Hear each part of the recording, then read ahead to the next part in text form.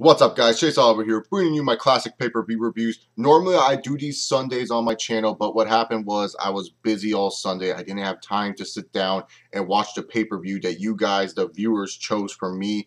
I asked the question last week, what was the worst SummerSlam? And a lot of you guys said SummerSlam 1993. It was really like tied. 1993 was the most mentioned, but SummerSlam 1995 also got mentions. I also saw SummerSlam 2007 and 2010 also get a couple mentions. So those were the worst SummerSlams that you guys mentioned. And now the question is, for the next classic pay-per-view review, which will be on Sunday, this Sunday on my channel, what is the best SummerSlam? I want to know from you guys in the description box down below. But let's get started with SummerSlam 1993 review.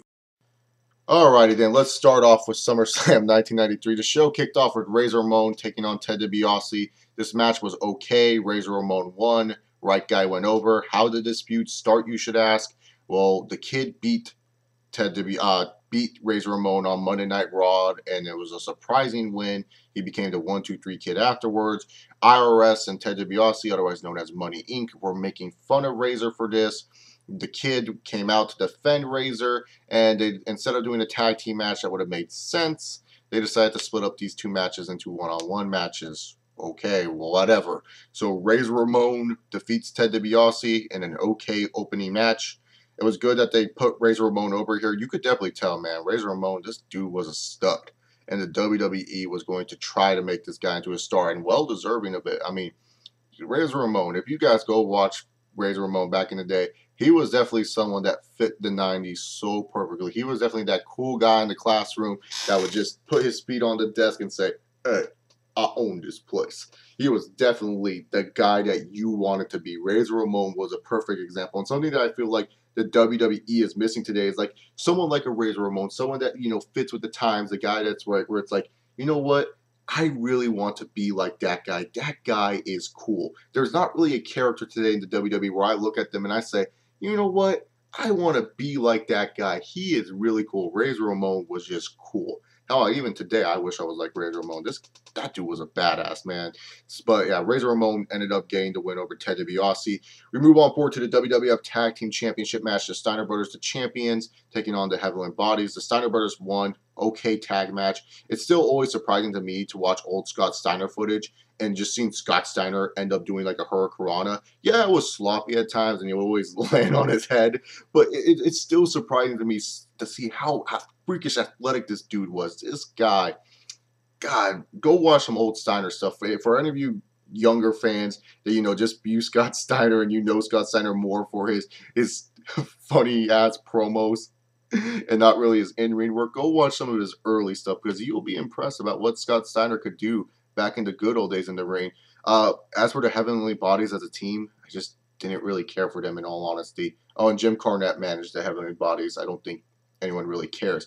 Now, the next match was the match that I was like really looking forward to. Now, when it came down to my history of watching SummerSlam 93, I only seen it once before in my life, and that was when I was 12 years old and I was going through my dad's VHS tapes, and I found, you know, SummerSlam 93. So, of course, I went to go check out the show. I looked at the show, and I watched it, and I don't really remember much from it.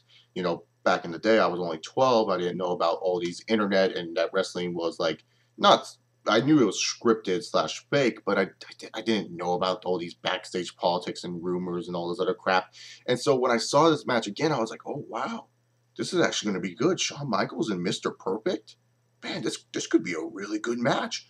And so all of a sudden, Shawn and Mr. Perfect happens, and it's just good. It's not even really good. It's just good. That's just it. And it's disappointing to me because this is Mr. Perfect, and this is the Heartbreak Kid, Shawn Michaels. How is this just a good match? How this match got set it up, pretty much Shawn Michaels attacked Mr. Perfect at WrestleMania 9. Mr. Perfect cost Shawn Michaels the WWF Intercontinental Championship match against Marty Jannetty on one of the Monday Night Raws. I can't remember what date exactly, but he cost Shawn Michaels the IC Championship. Shawn Michaels won the IC Championship back, but he needed some help. He knew that he needed a bodyguard just in case Mr. Perfect wanted to try and interfere again. And who did he bring in? Big Daddy Cool Diesel, baby. Kevin Nash. Yeah, Kevin Nash debuted with Shawn Michaels as the bodyguard. for the Heartbreak Kid. And pretty much Shawn Michaels won this match via countout. It's a good match, but it's definitely not one of those SummerSlam matches I will remember for the rest of my life. Like, that's the thing. I was like, when I saw Shawn Michaels and Mr. Perfect, I was like, man, this must be a match people don't talk about because it's either really, really bad and didn't live up to expectations, or it's just one of those matches that just gets lost in the shuffle of so many other great matches. Or maybe it's just because, you know, the younger generation, they think these set matches from the year 2000 and late 90s are really good, that this match just gets lost in the shuffle like so many other matches in years past. But no. And now I see why no one talks about it, because it was just a standard Intercontinental title match that was actually slightly better than most IC title matches nowadays. IRS defeated the 1-2-3 Kid in a terrible match. That's all I can really say about it. It was very bad. The 1-2-3 Kid is definitely an interesting character, though, to talk about. The 1-2-3 Kid, for anyone who doesn't know, is X-Pac, otherwise known as Sean Waltman. Pretty much his gimmick at the time when he was with WWF was that he was a jobber that would appear on every single Raw, pretty much. He was on Raw every single week, and he came out to a different name. And then one time he beat Razor Ramon in a match, and then all of a sudden he became the 1-2-3 Kid. And I can understand why the WWE thought this was a good gimmick and it could get over, but it just felt so lame, man. It's just like, dude, you can grab any bum off the street to play the 1-2-3 Kid. Hell, I could be the 1-2-3 Kid for all you know. Like, freaking just have me beat Sheamus one night on Raw. Oh, I'm the new 1-2-3 Kid. It's like, whatever. But you knew why 1-2-3 Kid was going to get this opportunity. I mean, let's face it, the clique was forming. We all knew the clique politics were happening. So, of course, Razor Ramon, Scott Hall was like, hey, I got this guy's back. You should push him. Shawn Michaels was getting in Vince's ear. He really liked the 1-2-3 Kid's work. You know, Diesel at the time, he probably was getting into Vince's ear. So, you know what, man? Why not? Why not give 1-2-3 Kid a SummerSlam payout? Now, the next two matches are just depressing to talk about because we always talk about great WrestleMania matches that never happen. Well, sometimes SummerSlam, it gets thrown underneath the rug of great matches that never happened. And we all remember the ending to WrestleMania 9 where Hulkamania jobbed out Yokozuna to become the new WWF champion. Well, the rumor has it, and Bret Hart has gone on record to say this, that the original matchup for SummerSlam 93, and I think a lot of people thought was going to be the matchup, was Bret Hart versus Hogan for the WWF Championship. Bret Hart was supposed to face Hogan at SummerSlam 93, where Hogan was going to enter as the WWF champion, and Bret Hart was going to beat Hogan and become the new WWF champion and the new face of the WWF at the time. That was the original plan, but apparently Hogan did not want to do that type of business, so instead Hogan dropped the title to Yokozuna at King of the Ring 1993. And so what did Bret Hart do? Oh, he wasn't in any fucking title matches, that's for sure, because he had to feud with Jerry fucking Lawler. Yeah, no, literally, that's what Bret Hart was doing. He had two matches, one against Doink the Clown and one against Jerry Lawler. Let me just tell you guys right now, skip these. Especially if you're a diehard Bret Hart fan and you love Bret to death. I don't care how much you love Bret, you would not want to suffer through this bullshit of Bret Hart feuding with Doink the Clown and Jerry Lawler. Oh my God. How many of you guys wish that Hogan versus Bret happened at SummerSlam 93? Instead of this bullshit. Bret Hart went through this bullshit instead, and he beat Doink via DQ, and then he lost to Jerry Lawler via DQ because Bret Hart got really mad at Lawler, and just dumb. Seriously, man. Hogan, come on. You couldn't do one job to Bret, pass over that torch? I mean, seriously. Hogan versus Bret would have been so much better, especially what we got later in the night, which I will talk about. Ludwig Borga squashed Marty Jannetty. That's all I really got to say about it. Poor Marty Jannetty, dude. The dude won the IC title like earlier that year, and then all of a sudden he's getting squashed by Ludwig Borga. God, that must suck to be Jannetty. The Undertaker took on the Giant Gonzalez in a rest in peace match. I thought the WrestleMania 9 match was bad. Now, the WrestleMania 9 match, definitely fucking terrible. This match, equally as terrible.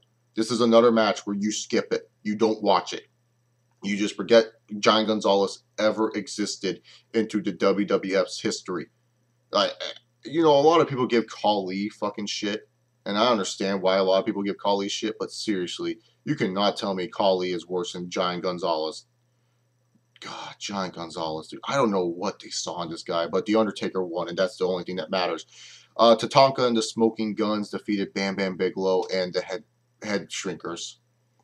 Yeah, that's all I really got to say about it. Luna Vachon was a manager, though.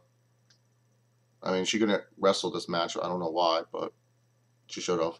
I think Luna Vachon was supposed to actually wrestle in this match. I believe Sherry Martel was supposed to be Tatanka's, personal tag team partner. Like, it was supposed to be a mixed tag match, but Sherry Martel left because of drug problems, right? I can't remember. I read something about it, but yeah, apparently this was supposed to be a mixed tag match, but they changed it up. Who knows? Who cares? Why? But whatever. Time to talk about the main event of the evening. Lex Luger taking on Yokozuna. The Lex Express. I'll be your hero. Lex Luger got this title shot because he body slammed Yokozuna and Yokozuna's body slam challenge. And I get it, WWF. I totally get it. The All-American gimmick, it normally works for you. I get it. I really do. But this was just so fucking stupid, man.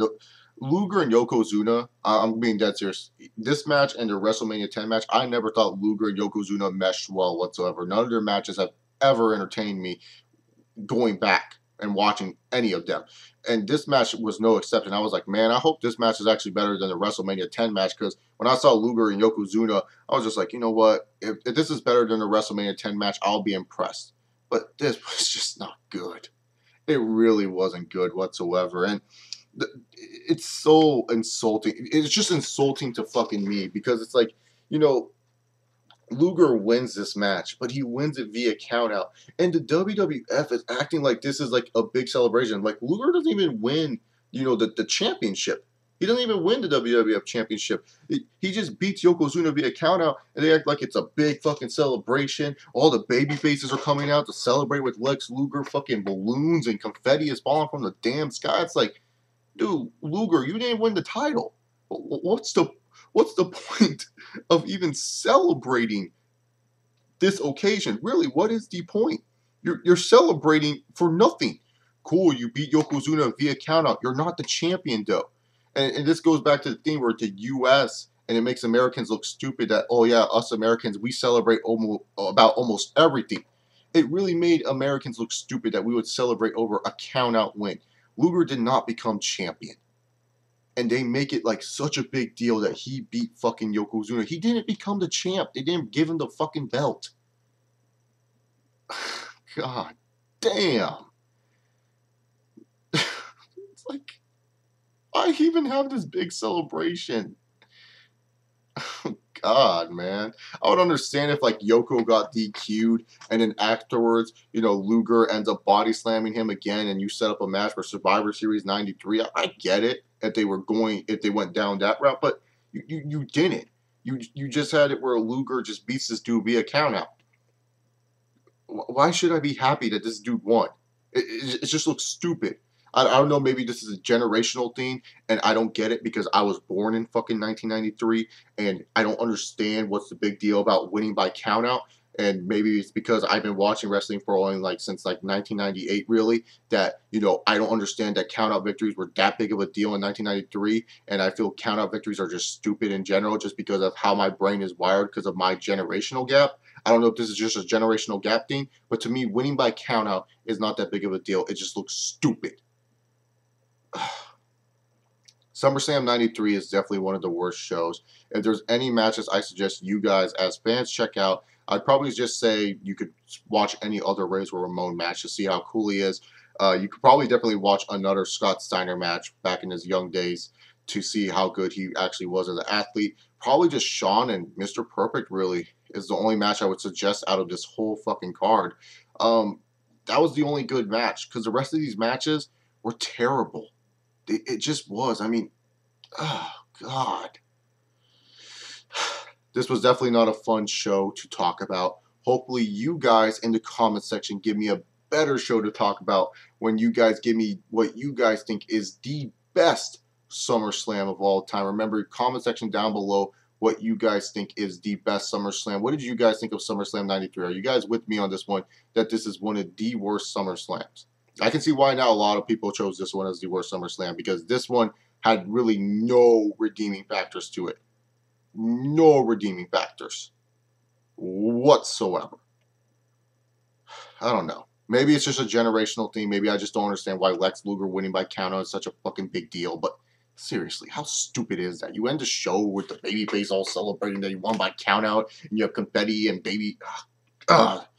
Just pisses me off, man. Like, I swear, if WWE did that today, I would just be so. I would turn off. I would stop watching. I would literally stop watching. If, like, John Cena beat someone by countout and he was all celebrating and everyone else came out to celebrate with him and fucking confetti fell to this guy, I would just be like, oh, dude, this shit's stupid. Alrighty then, guys. I had enough talking about SummerSlam 93. Just comment down below your best SummerSlam in your personal opinion, or just in general. If you guys liked me, subscribe down below. Make sure you guys check out the Q&A from earlier today. Follow me on Twitter at ChaseAlbert68 and check out my website, Chillin' with Chase. I am out of here. Hope you guys enjoy your day. Peace.